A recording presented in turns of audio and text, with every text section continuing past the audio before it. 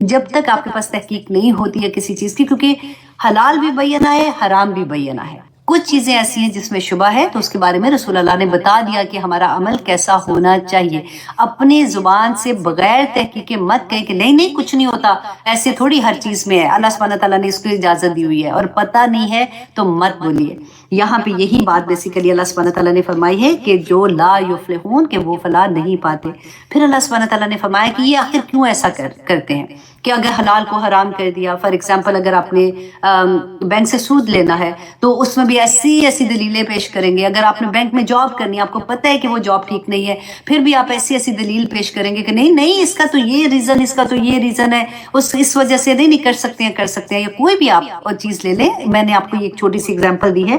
تو اللہ سبحانہ تعالیٰ فرماتے ہیں یہ کیوں حلال کو حرام کر رہے ہیں اور کیوں حرام کو حلال کرتے ہیں. ریزن کیا ہے؟ متاع قلیل، کہ تھوڑے سے فائدے کے، دنیاوی تھوڑے سے فائدوں کے لیے یہ اتنا بڑا بڑا ظلم کرتے ہیں اور اتنی بڑی بڑی گناہ اپنے سر کے اوپر لے لیتے ہیں، اور دنیا میں بھی خوار ہوتے ہیں اور آخرت میں بھی خوار ہوتے ہیں.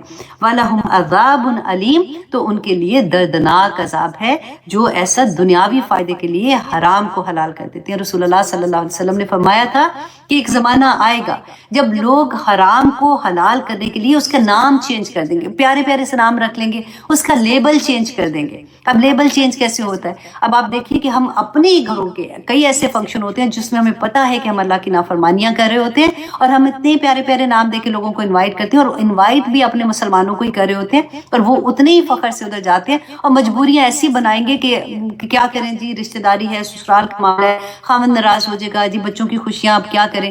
آئے گا آگے معاملہ. اللہ سبحانہ تعالیٰ نے ایک ایک چیز کو، کہتے ہیں نا کہ سورۃ النحل میں فنش آخر والی جو سٹیٹمنٹ ہوتی ہے، وہاں تک اللہ سبحانہ تعالیٰ نے بات کی کہ جب اللہ کی نعمتوں کا تم ناشکری کرتے ہو، اللہ سبحانہ تعالیٰ تمہاری دعائیں قبول کرتے ہیں. اس کی وجہ سے جب تم خوشیاں مناتے ہو تو تم اللہ کو ناراض کرنے والے کام کرتے ہو، تو تمہارے بہانے جو ہیں اس کی ریزن بھی اللہ نے بتا دی نا، متاع قلیل، کہ دنیا کے تھوڑے سے فائدوں کی خاطر تم ایسے کرتے ہو. اور وَلَهُمْ عَذَابٌ عَلِيمٌ، اور ان کے لیے تو دردناک عذاب ہوگا. وَعَلَى الَّذِينَ هَادُوا، اب اللہ سبحانہ تعالیٰ نے پھر سے یہاں پہ اگزامپل دی کہ یہودی جو پہلے تھے، کیونکہ اب یہ والا قرآن جب نازل ہو رہا تھا، یہ تو بالکل وہ زمانہ تھا نا جب رسول اللہ صلی اللہ علیہ وسلم تھے وہاں پہ، اور درمیان میں ان کے موجود تھے. جب آیات نازل ہو رہی تھی تو رسول اللہ ان کو بتایا کرتے تھے. تو اس وقت جو ہم پہلے تھے مسلمان، ہم سے پہلے یہود مسلمان تھے نا اپنے وقت کے، تو اور اللہ سبحانہ تعالیٰ نے ان کی اگزامپل دی کہ وَعَلَى الَّذِينَ، اور ان لوگوں کے اوپر ہادو جو یہودی بن گئے تھے، انہوں نے اپنا نام خود ہی سے یہودی رکھا تھا. حرمنا، حرام کر دیا ہم نے، ما قصصنا علیک من قبل، جو ہم نے اس سے پہلے آپ کو بیان کر دیا. اس سے پہلے آیات میں ہم پڑھ چکے نا کہ ان کے اوپر اللہ سبحانہ تعالیٰ نے کیا حرام کیا تھا، کہ چربی، گوشت کی چربی ان کے اوپر حرام کر دی تھی. اور کیوں حرام کی تھی؟ اللہ سبحانہ تعالیٰ نے بیان، دیکھیں کتنا مشکل کام تھا کہ گوشت کی اتنی سی چربی بھی، کیونکہ وہ حرام تھی، ان کو وہ پوری نکالنی پڑتی تھی، پھر جا کے وہ کہیں وہ گوشت کھا سکتے تھے. تو اللہ سبحانہ تعالیٰ نے فرمایا کہ یہ اتنا جو مشکل کام تھا، ہم تو سوچنا ہے کتنا مشکل کام ہے، تو اللہ سبحانہ تعالیٰ نے کہا یہ ظلم میں نے نہیں کیا ان کے اوپر، حرام اللہ نے کیا تھا. اور اللہ سبحانہ تعالیٰ کہتے ہیں کہ یہ میں نے ظلم نہیں کیا.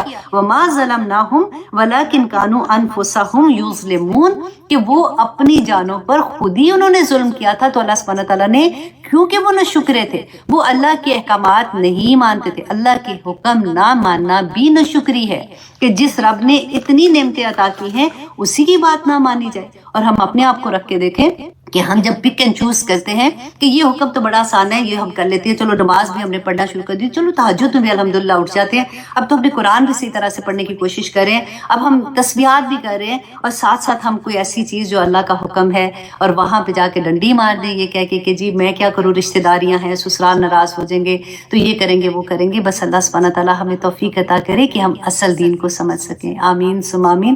اللہ سبحانہ تعالیٰ ہمیں کمزور پڑنے سے بچا لے، کیونکہ پتہ ہے شیطان کا بخت اس کو ایگزیکٹلی پتہ ہے کہ کس جگہ پہ آ کے بندے نے کمزور پڑنا ہے، اور اس کی وہی چیز کو ہٹ کرتا ہے، اور اس کی وہ کمزوری کو وہ استعمال کرتا ہے، اور ہم اس کی کمزوری، ہم اس کی باتوں میں آ جاتے ہیں.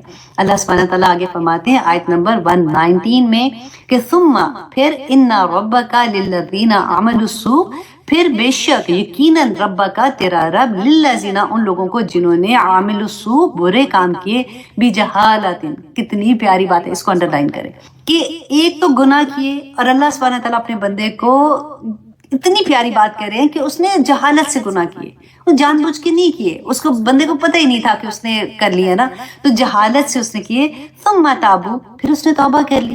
ہم کتنی دفعہ کہتے ہیں نا کہ اللہ سبحانہ تعالیٰ ہمیں توبہ کی توفیق دے۔ اب یہ جہالت سے گناہ جو ہے نا، یہ آیا اتنی خوبصورت آیا ہے اور تدبر کرنے والی آیا میں سے آتی ہے کہ جہالت بھی دو طرح کی ہوتی ہے۔ ایک تو وہ ہے نا کہ جیسے ہم کہتے ہیں کہ ہائے مجھے تو پتہ ہی نہیں تھا، میری زندگی میں قرآن کھلا، ناؤ آئی انڈرسٹینڈ، الحمدللہ، میری مطلب ہم علم والے ہو جاتے ہیں۔ ایک تو وہ جہالت پہلے والی تھی۔ ایک جہالت کیا ہوتی ہے؟ یہ وقتی جہالت ہوتی ہے کہ ہمیں پتہ ہے، ہم نے قرآن میں پڑھ لیا ہے، ہم جانتے بھی ہیں، لیکن وقتی طور پہ شیطان نے ہمیں اتنا کمزور کر دیا کہ اس کی باتوں میں آ جاتے ہیں اور پھر ہم سے کوئی گناہ سرزد ہو جاتا ہے۔ گناہ کیا ہے؟ کہ جو اللہ سبحانہ تعالیٰ نے منع کیا وہ کام کر لے، اور پھر جیسے ہی ہم نے وہ گناہ کر لیا، یہ دونوں طرح کی جہالت میں آتا ہے۔ پھر اللہ سبحانہ تعالیٰ فرماتے ہیں میرے بندے نے توبہ کر لی، من بعد ذالک، اس کے بعد، فَأَصْلَحُ، اس کو 2 دفعہ انڈر لائن کریں کہ فَأَصْلَحُ، اور پھر اس نے اصلاح کر لی، توبہ کی اور پھر اصلاح کر لیا۔ ایسے نہیں کہ توبہ استغفر اللہ 70 دفعہ تو صبح بھی پڑھ لیا تھا، شام کو بھی پڑھ لیا تو چلو جی ٹھیک ہے، اور ساتھ ساتھ ویسے عمل بھی کرتے جا رہے ہیں۔ نہیں، اگر آپ ایسے عمل جان بوجھ کے، آپ دیکھیں آپ نے توبہ کی اور پھر آپ دوبارہ سے ویسے کر رہے ہیں نا، تو یہ پھر اللہ سبحانہ تعالیٰ، اللہ اکبر، میں ہمیشہ یہ بات کہتی ہوں کہ جو اللہ سبحانہ تعالیٰ نے منع کیا ہے نا، اگر اس پہ اڑ کے مت کرو، اس پہ ضد میں آ کے مت کرو، پھر بہت برا ہوتا ہے۔ پھر اللہ سبحانہ تعالیٰ کے غضب کو للکارنے والی بات ہوتی ہے کہ آپ نے مانا بھی کہ غلطی ہوگی، آپ کو پتہ بھی لگ گیا، توبہ بھی کر لی، پھر کر لی، پھر کر لی، پھر کر لی، پھر کر لی۔ ہاں، اگر غلطی سے ہو جائے پھر توبہ کر لو، تو اللہ کو ایسے بندے بہت پسند ہے کہ، اور جہاد بھی کر رہے ہیں اپنے نفس کے ساتھ۔ اصلاح، اور اس نے اصلاح کر لی، اِنَّ رَبَّكَ مِن بَعْدِهَا، اس کو بھی انڈر لائن کریں، یہ اصلاح کرنے کے بعد اللہ سبحانہ تعالیٰ کا وعدہ ہے، من بعدها، کہ اس کے بعد، لغفور الرحیم، یہ یقیناً اللہ سبحانہ تعالیٰ بخشنے والا اور رحم کرنے والا ہے۔ سبحان اللہ۔ اللہ سبحانہ تعالیٰ فرماتے ہیں آیت نمبر 120 میں، اِنَّ إِبْرَاهِيمَ كَانَ أُمَّةً قَانِتًا، بہت پیاری ہے، یہ بھی آیا ہے۔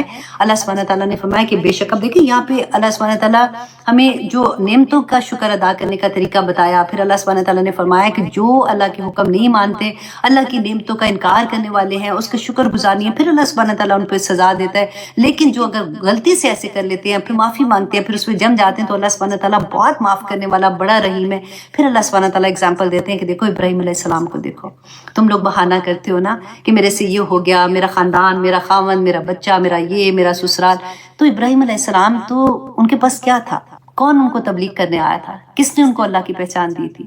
پوری سوسائٹی مشرک تھی، پوری سوسائٹی شرک کرنے والی تھی۔ باپ جو تھا وہ بت بناتا تھا، بچپن سے گھر میں یہی دیکھا تھا۔ وہ ایک بندہ جس کو اللہ سبحانہ تعالیٰ نے خلیل اللہ کہا تھا، اللہ کا دوست، وہ ایسے قانت تھے کہ اللہ سبحانہ تعالیٰ نے قرآن میں ان کی گواہی دی۔ یہ واحد شخص ہے، واحد نبی ہیں جن کو ہر ریلیجن کے لوگ مانتے ہیں، ان کو وہ اللہ سبحانہ تعالیٰ نے اسی لیے ان کی اگزامپل دی کہ اِنَّ إِبْرَاهِيمَ كَانَ أُمَّةً، کہ ابراہیم علیہ السلام ایک فرد نہیں تھا، امت میں تو بے شمار لوگ ہوتے ہیں نا، وہ ایک بندہ پوری امت کے مقابلے میں بھی اسٹرانگ تھا، اتنا بڑا، اتنی اللہ سبحانہ تعالیٰ نے عزت کی جگہ پہ رکھا۔ قانتاً، فرما بردار تھا، للہ، اللہ کے لیے، حنیفہ، فوکس، یکسو ہو کے، بالکل ایسے سورج مکھی کا پھول کبھی آپ نے دیکھا ہے؟ جہاں جہاں سورج جاتا ہے نا وہ پھول واہ مڑتا جاتا ہے، بالکل ویسے اللہ سبحانہ تعالیٰ نے کہاں کہاں ان کو نہیں آزمایا۔ اب دیکھیے اللہ نے عزت جو اتنی دی، اتنا احترام، اتنی بلند مرتبہ، اتنی محبت، وہ یوں ہی نہیں ملی ہے۔ اللہ سبحانہ تعالیٰ، دیکھیں جب بات ہم لوگ کرتے ہیں نا کہ جب رسول اللہ صلی اللہ علیہ وسلم کی بات بھی کرتے ہیں کہ اللہ سبحانہ تعالیٰ نے بار بار کہا کہ وہ اللہ سبحانہ تعالیٰ کے بندے تھے، ہم لوگ جب بھی یہ بات کرتے ہیں نا کہ وہ نور تھے، وہ نور بھی تھے، وہ سب کچھ تھے، لیکن اللہ کے بندے تھے۔ بندہ یہ جاننا کیوں ضروری ہے، اس میں ایمان لانا کیوں ضروری ہے؟ اس لیے کہ جب ہمیں یہ احساس ہوگا نا کہ یہ انسان تھے، ابراہیم علیہ السلام انسان تھے، اس کے بعد وہ نبی تھے، سارا کچھ تھے، رسول اللہ صلی اللہ علیہ وسلم بھی انسان تھے، تو تبھی تو ہمیں یہ ہوگا کہ ہم بھی یہ کام کر سکتے ہیں، ہم بھی اس لیول تک جانے کے لیے کوشش کر سکتے ہیں۔ آف کورس وہ والا لیول پتہ نہیں کیسے ہوگا یا ہوگا کہ نہیں، میں اس کی بات نہیں کر رہی ہوں، لیکن ایٹ لیسٹ ہم وہ ان کے نقش قدم پہ چلنے کے لیے ہم یہ بہانہ نہیں کریں گے کہ وہ تو نور تھے، وہ تو کر سکتے تھے، ہم تو نہیں نہ کر سکتے ایسے، وہ تو نبی تھے، وہ کر سکتے تھے ہم نہیں کر سکتے. اللہ سبحانہ تعالیٰ نے اس بات کی حکمت کو جانا کہ یہ جتنے بھی نبی تھے جیسے جو ان کے جو ان کے اخلاق تھے، جو ان کے عمل تھے، جس طرح سے انہوں نے اللہ کو راضی کیا، عبادت کی، دنیا میں بھی کی، گھر فیملی کے ساتھ بھی تھے. ایک ایگزامپل تھی، بیوی بھی تھی، بچے بھی تھے، خاندان بھی تھا. کس طرح سے انہوں نے ابراہیم علیہ السلام کو کس نے آ کے یہ سارا کچھ بتایا تھا. وہ ایک بندہ پورے لوگوں سے لڑتا رہا. ہم نے پہلے پڑھا تھا نا کہ کس طرح سے بتوں کو انہوں نے توڑا تھا. پھر نمرود نے ان کو آگ میں پھینکنے کا جو سارا ہم نے واقعہ پڑھا. اللہ پہ توکل تھا، کیسے وہ چلے گئے آگ کے اندر. اور اللہ سبحانہ تعالیٰ نے آگ کو حکم دے دیا کہ میرا خلیل آ رہا ہے، کونو بردن و سلاما، ہے نا، کہ اللہ سبحانہ تعالیٰ نے کیسے بچا لیا. پھر امتحان پڑا، بڑھاپے میں اولاد ملی، اتنی دعاؤں کے ساتھ اولاد ملی، اور وہاں پہ امتحان آ گیا کہ چلو جی چھری پھیرو، اب اس کو ذبح کر دو. کیسے کیسے اللہ سبحانہ تعالیٰ نے امتحان لیے ان کے، اور کیسے کیسے انہوں نے اللہ سبحانہ تعالیٰ کی ہر بات پہ سمینا و پانا کرتے رہے. تو یہاں پہ اللہ سبحانہ تعالیٰ ابراہیم علیہ السلام کی اگزامپل ہمارے لیے دے رہے کہ دیکھو ان کو کہ وہ کیسے قانت تھے. تو تم بہانے کس چیز کے کر رہے ہو؟ للہ حنیفہ، وہ اپنے رب کے لیے، ان کو پتا تھا کہ ان کا رب کون ہے. تمہیں بھی پتا لگ گیا ہے اب تم کتنے قانت ہوتے ہو اور کتنے حنیف ہوتے ہو. اللہ سبحانہ تعالیٰ فرماتے وَلَمْ يَكُ مِنَ الْمُشْرِكِينَ کہ لوگوں وہ شرک کرنے والے نہیں تھے. کیونکہ ابھی یہ پہلا خطاب تو مشرکین مکہ کے سامنے ہو رہا تھا نا، کیونکہ رسول اللہ صلی اللہ علیہ وسلم یہ مکی دور کی سورہ ہے. تو یہ مشرکین مکہ کہتے تھے کہ ہم ابراہیم علیہ السلام کے مذہب پر ہیں. تو اللہ سبحانہ تعالیٰ ان کو کہہ رہے ہیں کہ وہ تو شرک نہیں کرتے تھے، تم کیوں شرک کر رہے ہو؟ اگر دیکھو وہ بت جو بنا کے بیٹھے ہوتے تھے وہ وسیلہ ہی بناتے تھے، وہ بتوں کو خدا نہیں کہتے تھے. وہ یہ کہتے تھے، اللہ سبحانہ تعالیٰ نے قرآن میں فرمایا کہ ان سے پوچھو کہ بارش کون برساتا ہے، کہیں گے اللہ برساتا ہے. ان کو پتہ ہے، وہ اللہ کو پہچانتے ہیں، لیکن وہ وسیلے بناتے ہیں کہ اللہ سبحانہ تعالیٰ ان کی وجہ سے ہمیں عطا کرے گا. اگر یہ اللہ سے دعا کریں گے تو ہمیں ملے گا، ورنہ ہمیں کوئی نہیں ملنا. تو اللہ سبحانہ تعالیٰ نے قرآن میں ہمیں کیا کہا؟ وَإِذَا سَأَلَكَ عِبَادِي أَنِّي فَإِنِّي قَرِيبٌ. اسی لیے تو اللہ سبحانہ تعالیٰ نے وہ آیا نازل فرما دی کہ میرا بندہ تو جب بھی مجھے پکارتا ہے میں تیری پکار سنتا ہوں. تجھے ایسے آنے کی ضرورت نہیں ہے، میں تیری شارک سے زیادہ قریب ہوں، میں تمہیں جانتا ہوں. تجھے مسجد میں جانا، تجھے حرم میں جانا، تجھے مدینہ شریف جانا، جائے تو بہت اچھی بات ہے، لیکن تو ہر جگہ پہ مجھے پکار سکتا ہے. میں تیری پکار ہر جگہ پہ سنتا ہوں، کوئی شرط نہیں ہے اس کے لیے. تو یہی اللہ سبحانہ تعالیٰ نے فرمایا کہ وہ تو مشرک نہیں تھے. شاکرن، وہ شکر گزار تھے، لِأَنْعُمِهِ، اور اللہ کی نعمتوں پر، اجتباہو، تو چن لیا اللہ سبحانہ تعالیٰ نے انہیں. اب یہاں پہ جو یہ ورڈ ہے نا لِأَنْعُمِهِ، یہ آتا ہے قلت کے لیے، مطلب تھوڑے کے لیے آتا ہے کہ کچھ نعمتوں کا اللہ سبحانہ تعالیٰ. تو یہاں پہ ہم کہتے ہیں کہ ابراہیم علیہ السلام کا اللہ سبحانہ تعالیٰ بیان کر رہے ہیں. تو یہ انعمہ کا کیوں لفظ استعمال ہوا؟ کیونکہ آپ دیکھیے کہ کوئی انسان اللہ کی نعمتوں کا شکر ادا کر ہی نہیں سکتا، بس کوشش کر سکتے ہیں نا. سبحان اللہ و بحمدہ عدد خلقہ و رضا نفسہ و زینت عرشہ و مداد کلماتہ. ہم کوشش کر کے وہ یہ تو رسول اللہ صلی اللہ علیہ وسلم نے ہمیں یہ ورڈ سکھا دیے تھے نا. جب ہمیں میننگ سمجھ آتی ہیں تو پھر تسلی ہوتی ہے کہ اچھا اتنا شکر اس لیول کا شکر یا پاک پروردگار میں کرتی ہوں. لیکن اتنی نعمتیں اللہ سبحانہ تعالیٰ کی، پھر بھی شکر ادا نہیں ہوتا. یہ جیسے ہم کہتے ہیں نا کہ ایک بہت پیاری دعا ہے، میں ہمیشہ پڑھ رہی ہوتی ہوں کہ اللہم لک الحمد کما ینبغی لجلال وجہک وعظیم سلطانک. دیکھیں یہ اتنی پیاری اللہ سبحانہ تعالیٰ کی حمد ہے نا، شکر ہے بیسیکلی، کہ اللہ سبحانہ تعالیٰ کے فرشتے جب یہ دعا لے کے گئے تو اللہ سبحانہ تعالیٰ نے کیا فرمایا تھا کہ اس کو رکھ دو، قیامت کے دن میں اپنے بندے کو اس کا اجر خود ہی عطا کروں گا.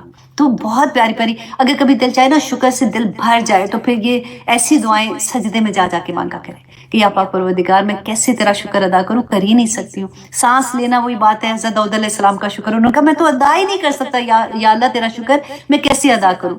تو یہاں پہ اب دیکھیے ابھی ٹائم کیا ہے، اللہ اکبر، 10 منٹ ہے، میں نے یہ سورہ ختم کرنی ہے. اچھا جی، اللہ سبحانہ تعالیٰ فرماتے ہیں وَآتَيْنَاهُ،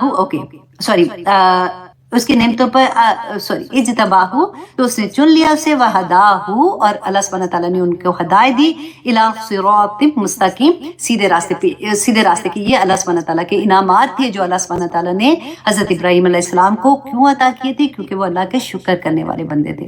اور ہدایت بھی دیکھیں اللہ سبحانہ تعالیٰ نے شکر کے بدلے میں عطا کی تھی، اور چن بھی اس لیے لیا تھا کہ وہ اللہ کا شکر ادا کرنے والے ہیں، اور سیدھے راستے پہ چلا دیا کیونکہ وہ اللہ کا شکر ادا کرنے والے ہیں. اچھا جی، اب آیت نمبر 122 میں اللہ سبحانہ تعالیٰ فرماتے ہیں وَآتَيْنَاهُ فِي الدُّنْيَا حَسَنَةً، اللہ سبحانہ تعالیٰ نے اس شکر کے بدلے دنیا میں بھی ان کو بہترین حسنہ عطا کی تھی، بھلائیاں عطا کی، وَإِنَّهُ فِي الْآخِرَةِ لَمِنَ الصَّالِحِينَ، اور آخرت میں بھی اللہ سبحانہ تعالیٰ نے فرمایا کہ وہ صالحین جو نیک لوگ ہیں ان میں ہوں گے۔ تو آج اگر ہم کوشش کریں کہ اللہ سبحانہ تعالیٰ کے شکر گزار بندے بن جائیں تو ہمارے لیے بھی یہی حکم ہوگا اللہ سبحانہ تعالیٰ کا۔